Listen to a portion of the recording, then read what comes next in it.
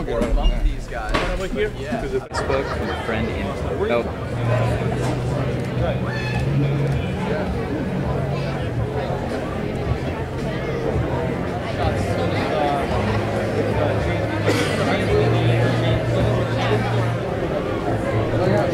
I got real upset. She had stayed with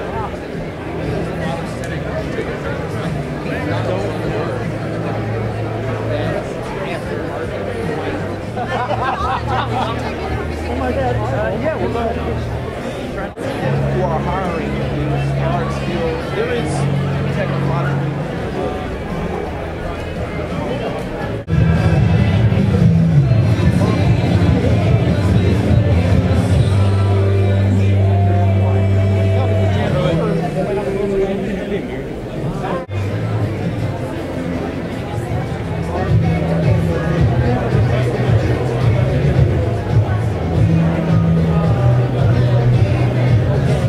Ladies and gentlemen, recite the Pledge of Allegiance. Please welcome Tiffany Houston.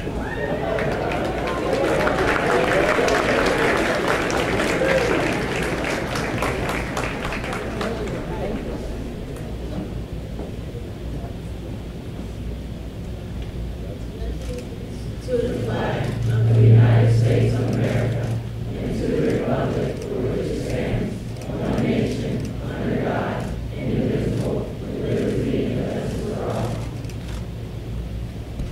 To sing the National Anthem, please welcome Jourdan Tucker.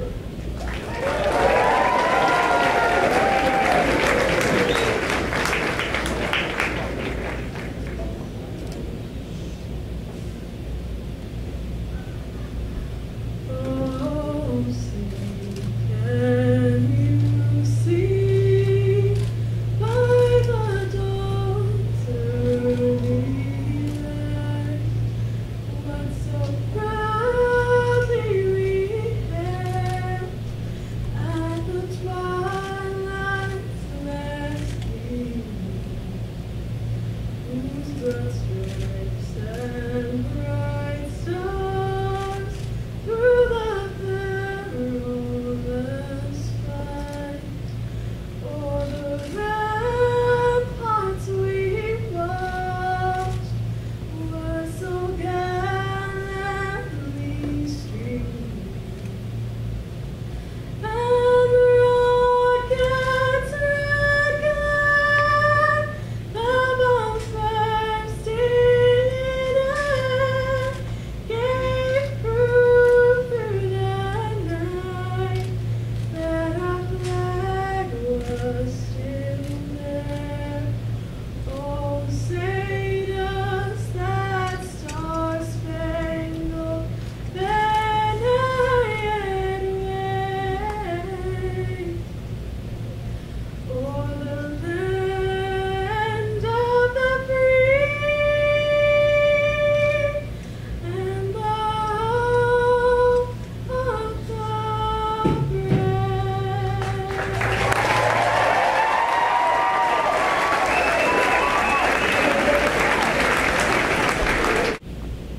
Ladies and gentlemen, to introduce the President of the United States, please welcome Tevyn Washington.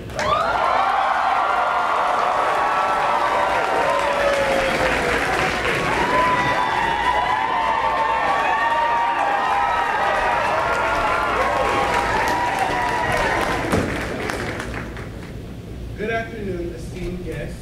My name is Tevyn Washington. I am a senior at Manor High School. This school has brightened and solidified my future in so many ways, by helping me battle a learning disability to knowing what career I would like to pursue.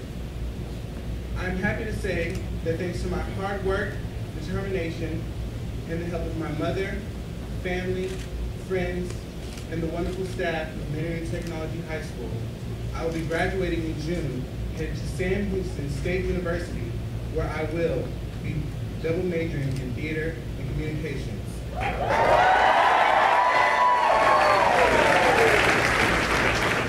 It is truly a great joy to be standing before you for this once-in-a-lifetime chance to introduce the President of the United States of America. and the man who embodies the true essence of change. Taking his place in the White House in 2009 with his beautiful wife, Michelle, and his lovely daughters, Sasha and Malia, he has served our country so well, he was reelected a second term. President Obama has had many obstacles in his way, but with his confidence, character, and most important, courage, he has shattered every last one of those obstacles. He is truly a role model to me, and I'm sure many of you. He has shown me that the impossible is possible with the way he speaks, with his silent roar of confidence. I see him walk with his courage, and I know that I have no need to fear. It is truly my honor, and I am very humbled to now, on behalf of myself, the staff, and my fellow students, to introduce to you the President of the United States, President Barack Obama.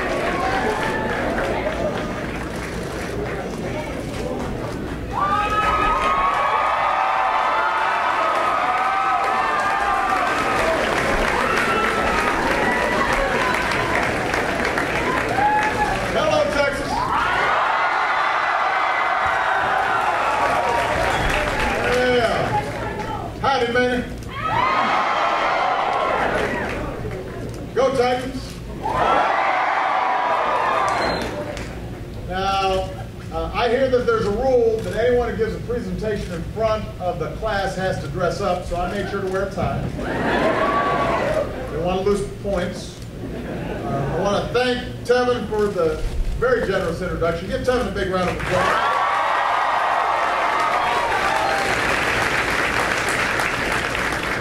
I want to thank Principal Zipkis for his great work.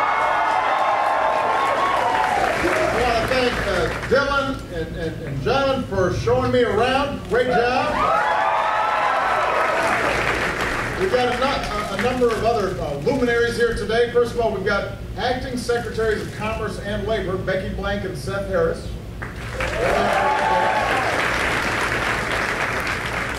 Becky's going to be leaving us to become the president of University of Wisconsin-Madison. So if y'all are interested in cold weather, you can apply.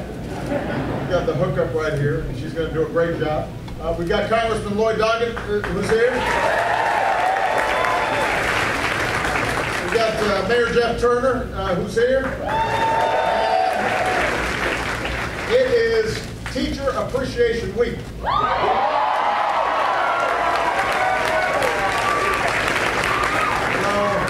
All the teachers, raise your hands.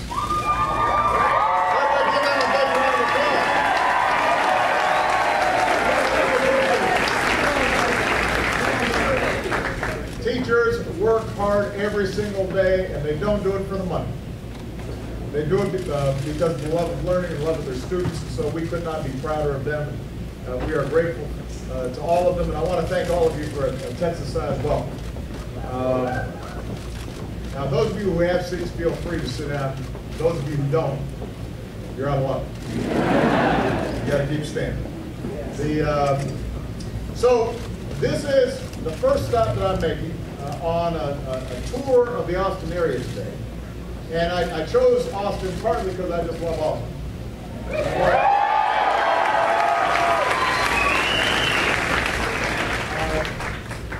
But also because there's some terrific things going on in this area, in communities like Manor. And there are terrific things going on in communities all across the country that are good models for all of America to follow. You might not know this because if you listen to all the doom and gloom in Washington and politics, and you're watching cable TV, sometimes you might get kind of thinking nothing's going right. But the truth is there's a lot of reasons for us to feel optimistic about where we're headed as a country, especially after all the tough times that we've been through over the last several years. And that should encourage us to roll up our sleeves and work even harder and work together to take on the challenges that are still holding back parts of our economy.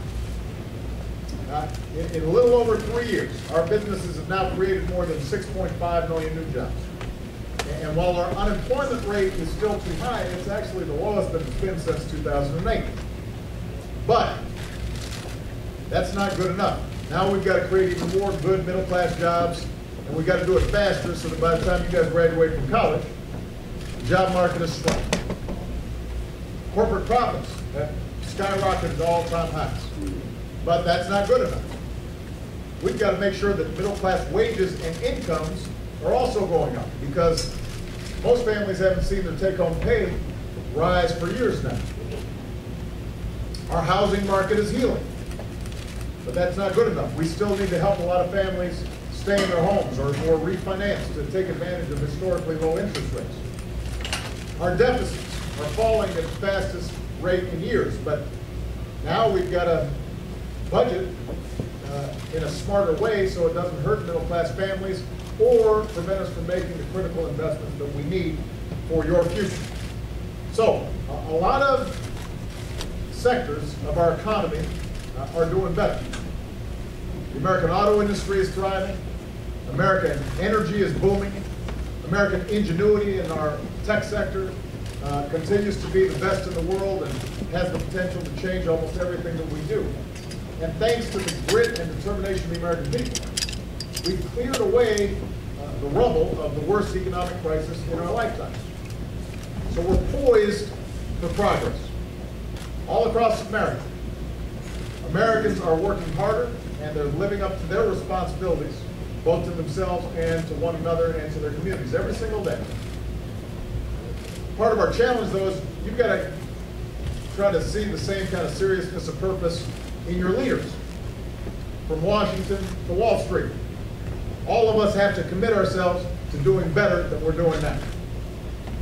And all of us have to rally around the single greatest challenge that we face as a country right now, and that's reigniting the true engine of economic growth, a rising, thriving middle class, where if you work hard, no matter what you look like, where you come from, you can succeed. That's what we're fighting for.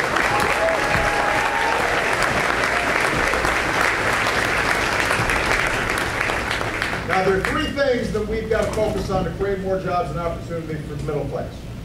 First of all, we've got to make America a magnet for good jobs. Second, we've got to help people earn the education and develop the skills they need to do those jobs. And number three, we've got to make sure that people who are working hard are able to achieve a decent living. And that's what we've got to focus on.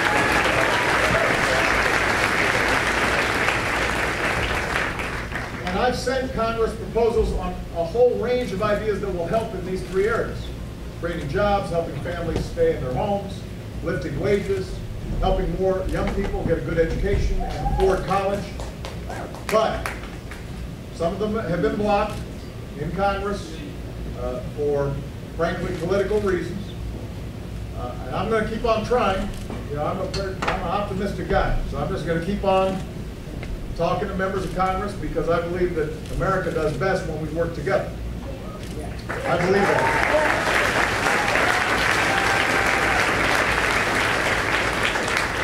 Every once in a while, I'm going to need your help to lean on your elected representatives and say, hey, let's do something about this. Even if you don't like it politically, if it's a good idea, let's go ahead and support it. So sometimes I'm going to need constituents to pressure their members of Congress to do the right thing.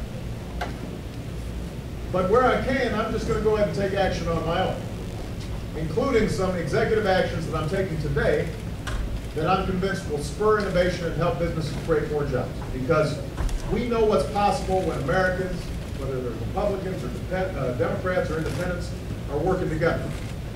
And when parents and teachers and business owners and local leaders come together. And that's what we're seeing here in Austin. We're seeing people working together, not because of politics, not because of some selfish reason, but because folks here understand that when we're all working together, everybody does better. Everybody succeeds.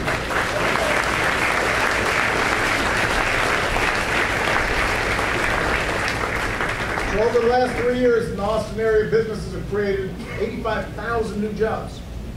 And companies like Apple and Visa are getting ready to open new offices. General Motors is already hiring at its new innovation center. According to one report, the tech sector now drives more than 1/4 of Austin's economy. And all of this has helped to make Austin one of the fastest growing cities in America. So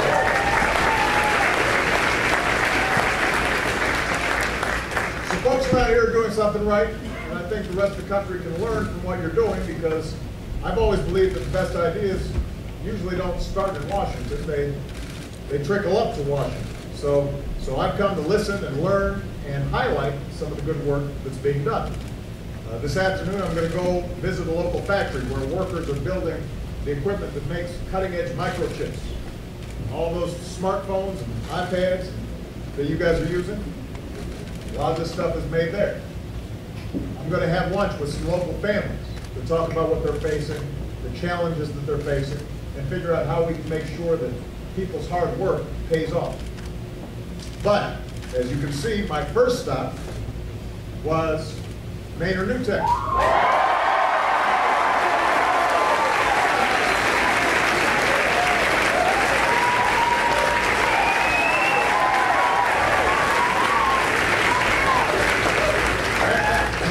And the reason is because our economy can't succeed unless our young people have the skills that they need to succeed. And that's what's happening here, right at Manor New Tech. There's a reason why teachers and principals from all over the country are coming down to see what you're up to. Because every day, this school is proving that every child has the potential to learn the real world skills they need to succeed in college and beyond.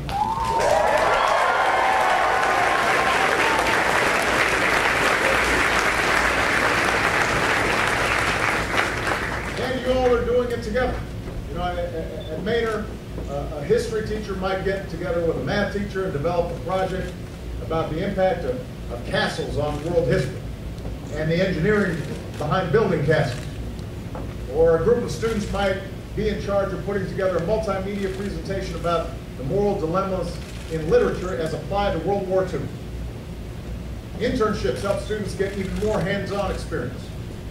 And while most high school students in America give a handful of speeches by the time they graduate, a student at this school might give as many as 200. Now, that's a lot of speeches.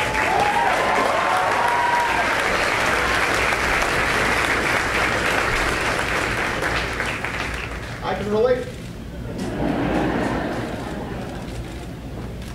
And you know, I just had a chance to see some incredible work that some of the young people here are doing. You know, folks who use mathematical equations to build musical instruments, tests on bungee jumping with rubber bands and weights, and you know, robots that were being built, and all kinds of great stuff. And you're doing things a little differently around here than a lot of high schools, and it's working.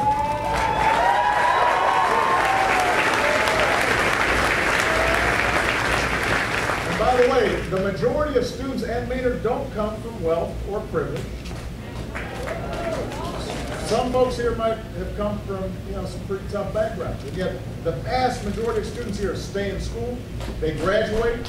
Your test scores in most subjects have been higher than the state average.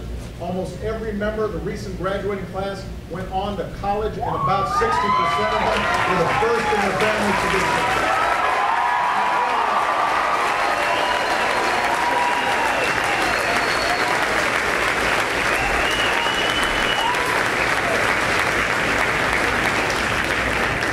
And you can see it when I was talking to some of your classmates on the projects they were working on. You know, there were a couple of your classmates who were studying how earthworms regenerate when they're injured. Saw solar cars. Your championship regional Techsplosion robotics team.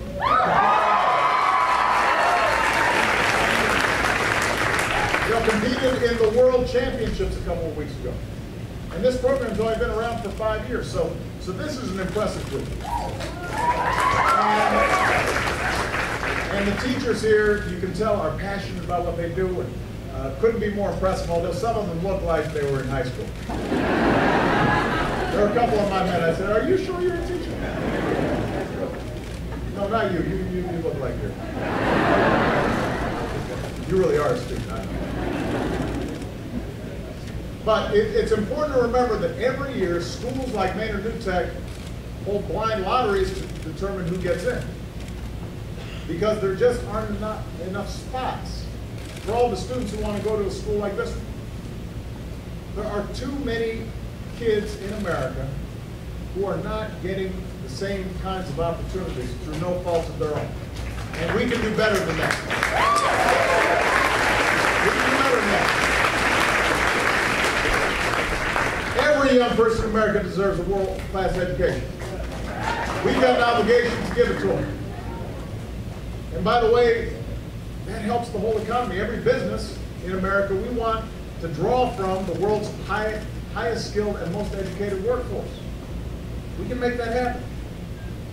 But we're going to have to put our shoulder against the wheel and work a little harder than we're doing right now as a nation. So number one, we've got to start educating our kids at the earliest possible age. And that means giving every child in America access to high-quality public preschool, something that I'm pushing for.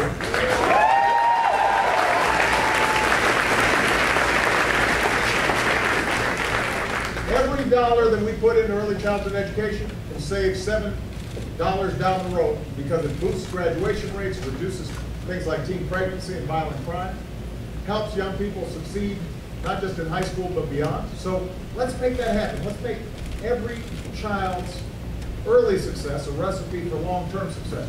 We can do that. We've also got to make sure that we help more students at more schools get the kinds of skills they're getting here at Manor Tech to compete in a high-tech economy. So that's why we're working to recruit and train 100,000 new teachers in science and technology, engineering and math, helping our most talented teachers serve as mentors for their colleagues so that they can help to push the great stuff that's going on here out to other schools throughout the state and throughout the country. We've also got to start rethinking and redesigning America's high schools. That's part of what's happening here. Is there's innovation going on that equip graduates for the demands of a high-tech economy. There's a lot of hands-on learning here. People aren't just sitting at a desk reading all the time. Reading's important. I'm a big reader. But part of what makes this place special is that there's all this integration of various subjects and actual projects and young people doing and not just sitting there listening. So we've got to reward schools like this one that focus on the field.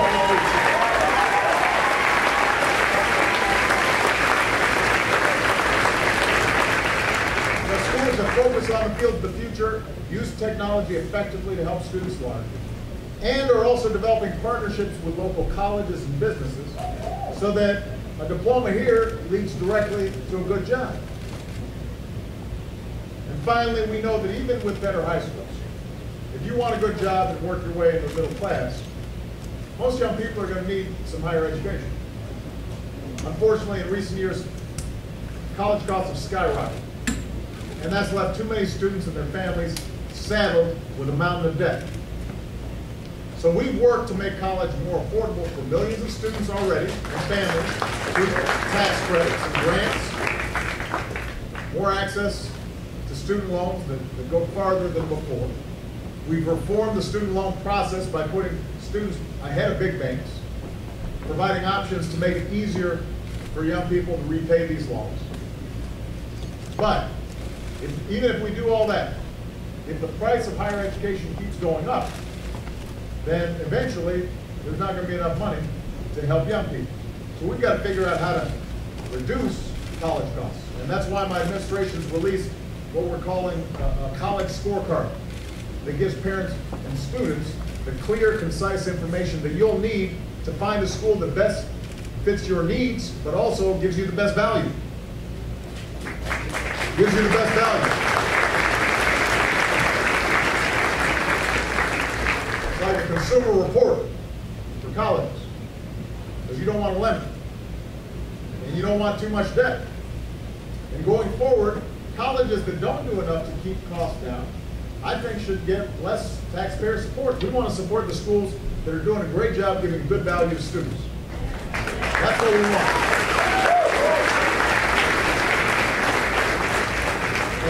And young people and families, you shouldn't have to subsidize skyrocketing costs if the colleges aren't trying hard enough to keep costs down and provide a high-quality education.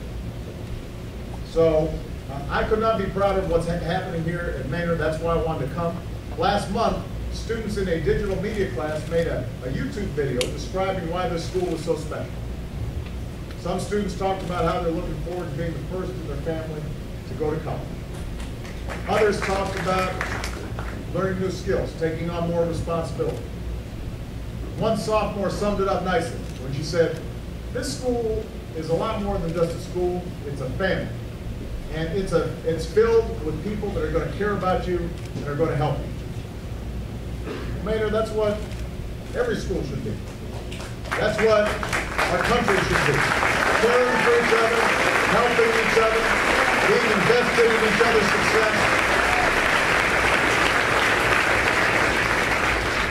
You know, we're not just a collection of individuals, we're one American family.